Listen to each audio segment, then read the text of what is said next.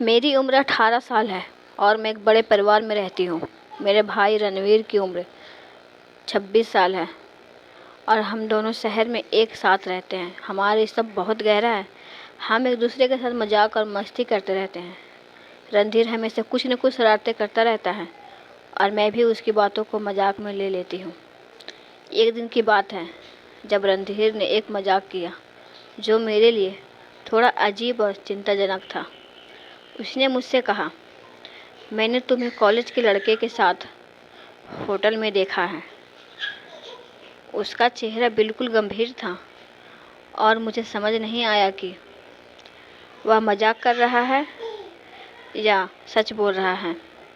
मैं उस समय हंस तो दी, लेकिन उसके बाद मेरी रातों की नींद उड़ गई।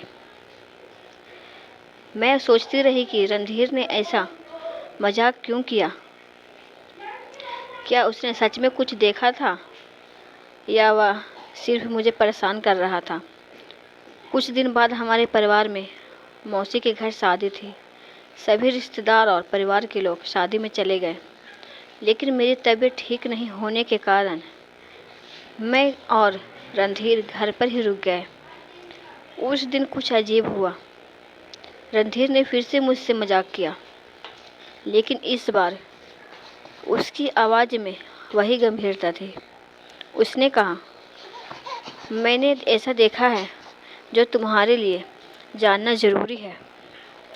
मेरी धड़कन तेज हो गई और मैंने उससे पूछा,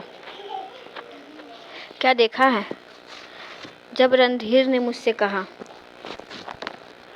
उसने मुझे होटल के बाहर उसी लड़के के साथ देखा था, तो मैं भीतर तक हिल गई।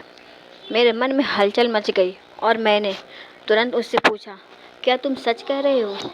रणधीर का चेहरे पर कोई भाव नहीं था।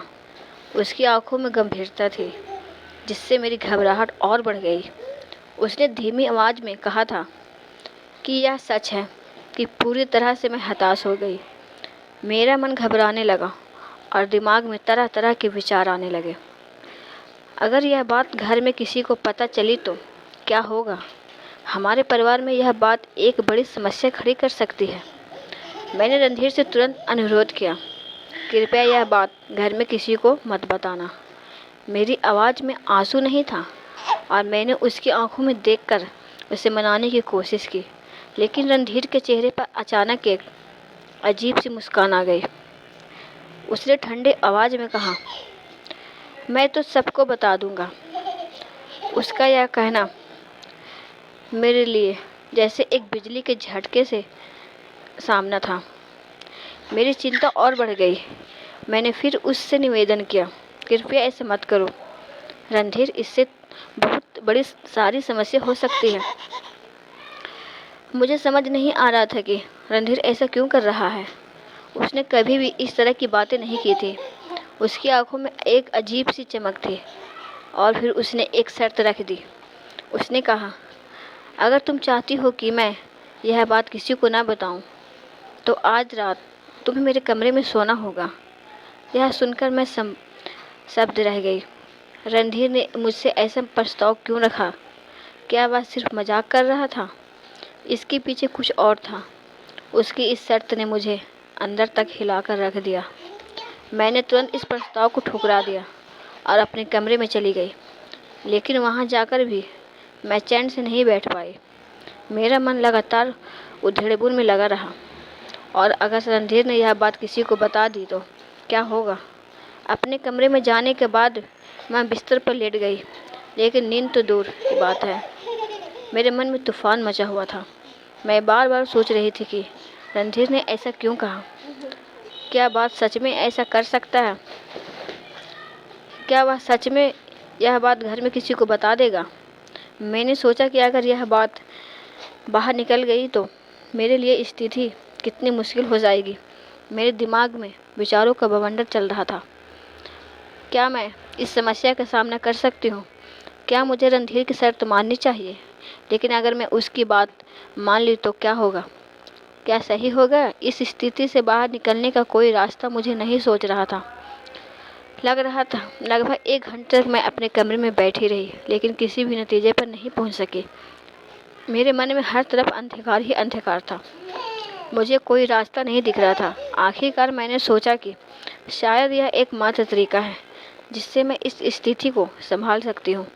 मैंने सोचा कि अगर मैंने रणधीर की बात मान ली तो वह यह बात किसी को नहीं बताएगा और मैं इस समस्या से बच जाऊंगी। मैं धीरे धीरे उसकी उठी और अपने कदम रणधीर के कमरे की ओर बढ़ा दिए। मेरे मन में एक अजीब सी घबराहट थी, लेकिन मैं अपने आप को समझा रही थी यह सिर्फ एक रात की बात है। जब मैं कमरे का दरवाज़ा खोला तो मेरी ओर देखकर मुस्कुराया। उसकी मुस्कान में एक अजीब सा संतोष था, जैसे उसने वह पा लिया हो जो वह चाहता हो। उसने कहा, तो तुमने मान लिया? मैंने कोई जवाब नहीं दिया और चुपचाप उसके कमरे में चली गई। मेरे मन में असमंजस और घबराहट था, लेकिन मैंने इसे छिपाने की कोशिश की।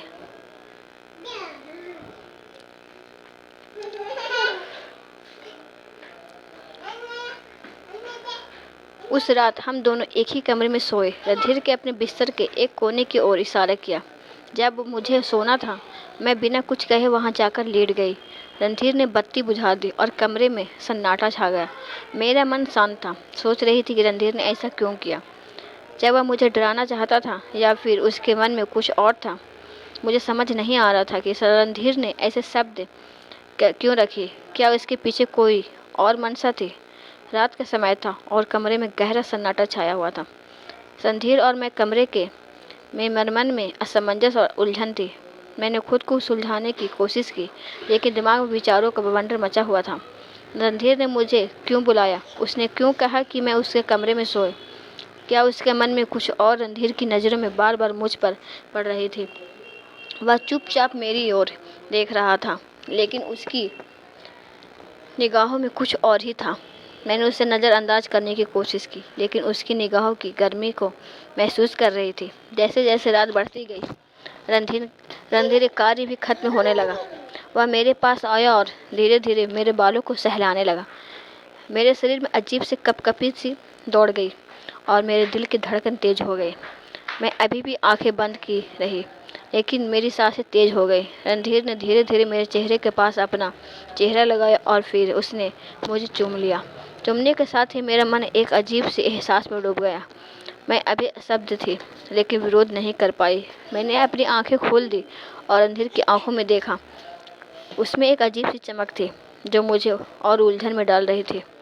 रणधीर ने मेरी आंखों में झांकते हुए फिर से मुझे चूमा। इस बार मैंने भी उसका साथ दिया। हम दोनों एक दूसरे को चूमते रहे। उस रात में उसके साथ पूरी तरह से खो गए। यह सब मेरे लिए नया था और मैं समझ नहीं पा रही थी कि मेरे साथ क्या हो रहा था।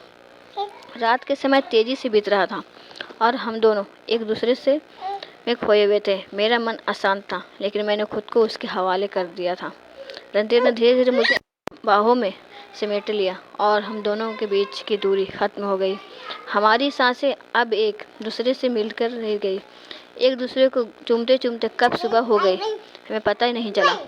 यह रात मेरे लिए एक अजीब और अप्रत्याशित अनुभव था जो मैं कभी नहीं भूल पाऊंगी। सुबह की पहली किरण कमरे में दाखिल हो रही थी। न हमारे घर में बाकी सदस्य भी मौसी के घर से वापस लौट रहे थे। यह रात हमारे लिए एक रहस्य बन गई थी, जिसे हम दोनों के अलावा कोई नहीं जानता था। मैं अभी उस रात के बारे में सोच ही रही थी कि क्या मैंने सही किया? क्या मुझे इसके लिए तैयार होना चाहिए था? मेरे मन में सवाल थे। अब मेरे पास कोई जवाब नहीं था। रणधीर ने उस साथ कुछ ऐसा कहा था जो मुझे और भी उलझन में डाल गया।